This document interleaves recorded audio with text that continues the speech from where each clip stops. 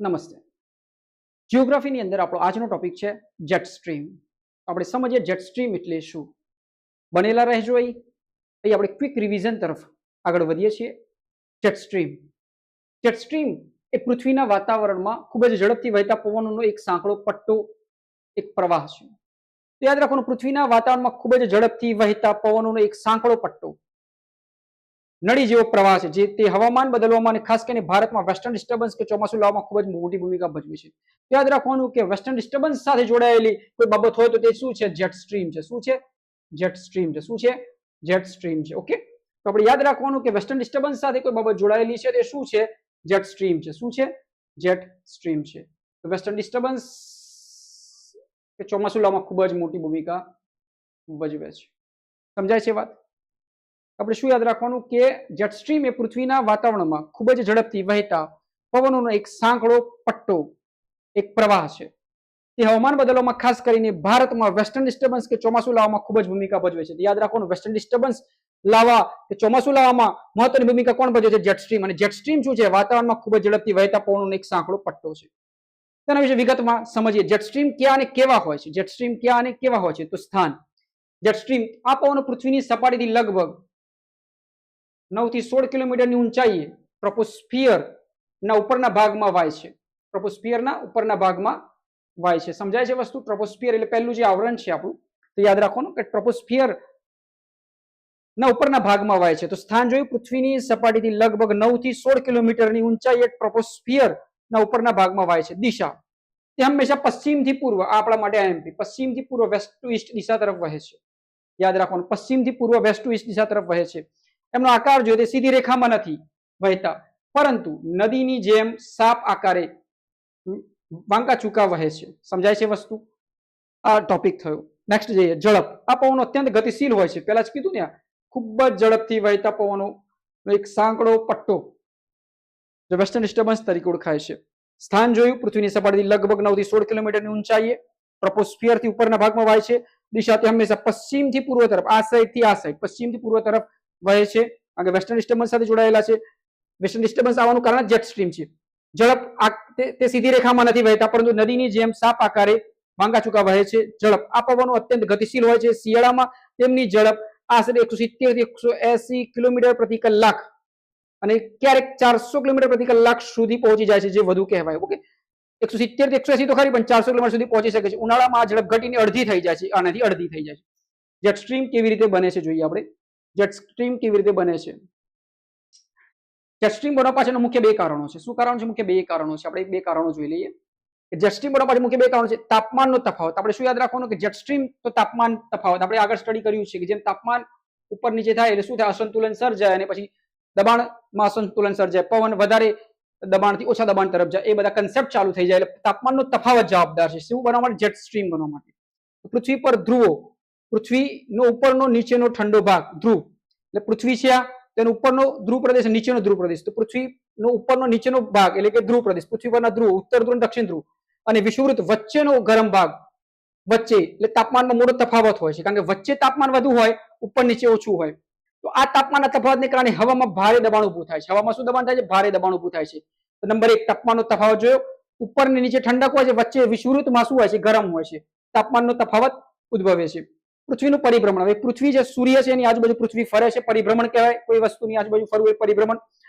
પૃથ્વી પોતાની ધરી પર ગોળ ફરે છે, જેના કારણે કોરિયોલિસ બળ પેદા થાય છે. સમજો, આ સૂર્ય છે અને પૃથ્વી ફરે છે, એને તો પરિભ્રમણ કહેવાય.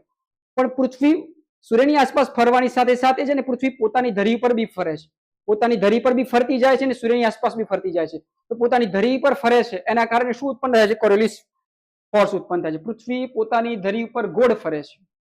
પૃથ્વી પોતાની ધરી પર ગોળ ફરે છે, જેના કારણે કોરિયોલિસ બળ પેદા થાય છે. અને આ બળ હવાને સીધી જવાને બદલે પશ્ચિમથી પૂર્વ તરફ ધકેલે છે અને જેટ સ્ટ્રીમનું નિર્માણ થાય છે. શું થાય છે? જેટ સ્ટ્રીમનું નિર્માણ થાય છે. સમજાય છે વસ્તુ?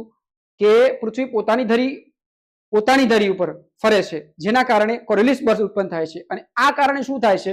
તો આ કારણે હવા છે ને સીધી જવાને બદલે પશ્ચિમથી પૂર્વ તરફ ધકેલે છે. પૃથ્વી કઈ બાજુ ફરે છે? પશ્ચિમથી પૂર્વ બાજુ ફરે છે. તો પશ્ચિમથી પૂર્વ ધકેલે છે અને જેટ સ્ટ્રીમનું નિર્માણ થાય છે. આગળ વધીએ. મુખ્ય પ્રકારો બે યાદ રાખવાનું. જેટ સ્ટ્રીમ બનાવવા પાછળ મુખ્ય પ્રકાર એક તાપમાનનો તફાવત અને બીજું પૃથ્વીનું પરિભ્રમણ. આ બે એના મેઇન ટોપિક છે. ઓકે, નેક્સ્ટ જઈએ મુખ્ય પ્રકારો પર. પૃથ્વી પર બંને ગોળાર્ધમાં ઉત્તર અને દક્ષિણ મુખ્યત્વે બે પ્રકારના જેટ સ્ટ્રીમ જોવા મળે છે. સમજો, પૃથ્વીના બંને ગોળાર્ધમાં એટલે ઉત્તર ગોળાર્ધ પૃથ્વી છે તેનો ઉપરનો ગોળ નોર્થન દક્ષિણ, એનો વચ્ચેથી વિષુવવૃત્તથી ઉપર જઈએ તો નોર્થ, નીચે દક્ષિણ. તો પૃથ્વી પરના બંને ગોળાર્ધમાં એક ઉત્તર ગોળાર્ધ એક દક્ષિણ ગોળાર્ધમાં બે પ્રકારના જેટ સ્ટ્રીમ જોવા મળે છે. સમજી લઈએ. Polar night jet stream.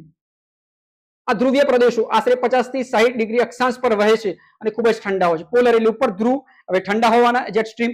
સમજી લેવાનું કે આ ધ્રુવીય પ્રદેશો આશરે 50 થી 60 ડિગ્રી અક્ષાંશ પર વહે છે અને ખૂબ જ ઠંડા હોય છે. આડી લીટીઓને અક્ષાંશ કહે છે.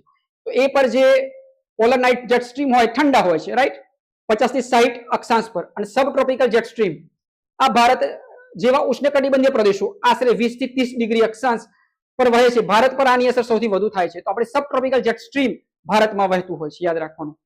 ભારત પર જેટ સ્ટ્રીમની અસરો શું થાય છે આપણે જોઈ લઈએ. બરોબર, તો ભારતના હવામાનને નક્કી કરવામાં જેટ સ્ટ્રીમનો ફાળો અજોડ છે, રાઈટ. વેસ્ટર્ન ડિસ્ટર્બન્સ લાવવામાં મદદ કોણ કરે છે? આ જેટ સ્ટ્રીમ કરે છે. એટલે ભારત પર જેટ સ્ટ્રીમની અસરો કેવી છે જોવાનું છે. તો જેટ સ્ટ્રીમના લીધે વેસ્ટર્ન ડિસ્ટર્બન્સ આવે છે, પશ્ચિમથી પૂર્વ બાજુ આવે છે. વેસ્ટર્ન ડિસ્ટર્બન્સ લાવવામાં મદદ કેવી રીતે કરે છે જેટ સ્ટ્રીમ? તો શિયાળામાં, કારણ કે વેસ્ટર્ન ડિસ્ટર્બન્સ શિયાળામાં જ આવે છે, કારણ કે જેટ સ્ટ્રીમના લીધે આવે છે. આપણે કીધું કે શિયાળામાં આગળ સ્ટડી કર્યું છે, તો વેસ્ટર્ન ડિસ્ટર્બન્સના કારણે શિયાળામાં વરસાદ આવે છે, રાઈટ છે.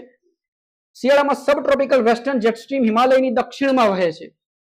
આ પવનો ભૂમધ્ય સમુદ્ર મેડિટેરિયન સી પરથી ભેજવાળા વાદળોને ખેંચીને ભારત લાવે છે અને વચ્ચે શું આવી જાય છે? હિમાલય આવી જાય છે. હિમાલય રોકી દે છે એટલે શું થાય છે? વરસાદ પડે છે.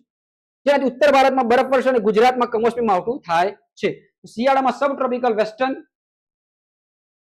જેટ સ્ટ્રીમ હિમાલયની દક્ષિણમાં વહે છે. આ પવનો ભૂમધ્ય સમુદ્ર મેડિટેરિયન સી પરથી ભેજવાળા વાદળોને ખેંચીને ભારત લાવે છે અને જેનાથી ઉત્તર ભારતમાં એટલે હિમાલય ઉત્તર બરફ વર્ષા થાય છે અને ગુજરાતમાં કમોસમી માવઠું થાય છે. સમજાય છે વાત? આ કન્સેપ્ટ હતો. ચોમાસાની શરૂઆત થાય તો ઉનાળો આવતા જ આ પશ્ચિમી જેટ સ્ટ્રીમ હિમાલયની ઉત્તરમાં તિબેટ તરફ ખસી જાય છે. ઉનાળો આવે ને ત્યારની વાત છે. હા ભાઈ, ઉનાળો આવતા જ આ પશ્ચિમી જેટ સ્ટ્રીમ પશ્ચિમ બાજુ આવે છે. પશ્ચિમી જેટ સ્ટ્રીમ હિમાલયની ઉત્તરમાં તિબેટ બાજુ ખસી જાય છે. તેના સ્થાને ભારતીય દ્વીપકલ્પીય પર ઈસ્ટર્ન જેટ સ્ટ્રીમ પૂર્વથી પશ્ચિમ વહેતા પવનો શરૂ થાય છે. સમજાય છે વસ્તુ? ઉનાળો આવતા શું થાય છે? આ જે જેટ સ્ટ્રીમ છે એ તિબેટ બાજુ ખસી જાય છે અને પછી ભારતીય દ્વીપકલ્પ પર ઈસ્ટર્ન એટલે આ પૂર્વ જેટ સ્ટ્રીમ પૂર્વથી પશ્ચિમ તરફ વહેતા પવનો શરૂ થાય છે. આ ફેરફાર ભારતમાં દક્ષિણ પશ્ચિમ ચોમાસાને સક્રિય કરવામાં અને વરસાદ ખેંચી લાવવામાં મદદરૂપ થાય છે. હવે સમજો, દક્ષિણ પશ્ચિમ કે આ ભારત છે એનો દક્ષિણ પશ્ચિમ પોર્શન, દક્ષિણ અને પશ્ચિમ ચોમાસાને સક્રિય કરવામાં અને વરસાદ ખેંચી લાવવામાં મુખ્ય ચાવીરૂપ ભાગ ભજવે છે. આપણે ભણ્યા ભારત પર જેટ સ્ટ્રીમની અસરો. મુખ્ય બે પ્રકારો જેટ સ્ટ્રીમના. પોલાર નાઇટ જેટ સ્ટ્રીમ એટલે ધ્રુવો તરફ ઠંડા હોય, સબટ્રોપિકલ 20 થી 30 ડિગ્રી જે ભારત આવે છે, જેની અંદર ઉષ્ણકટિબંધીય પ્રદેશોમાં જેટ સ્ટ્રીમ બનવા પાછળના મુખ્ય બે કારણો છે. તાપમાનનો તફાવત જવાબદાર છે, પૃથ્વીનું પરિભ્રમણ જવાબદાર છે, કોરિયોલિસ બળ જવાબદાર છે, રાઈટ.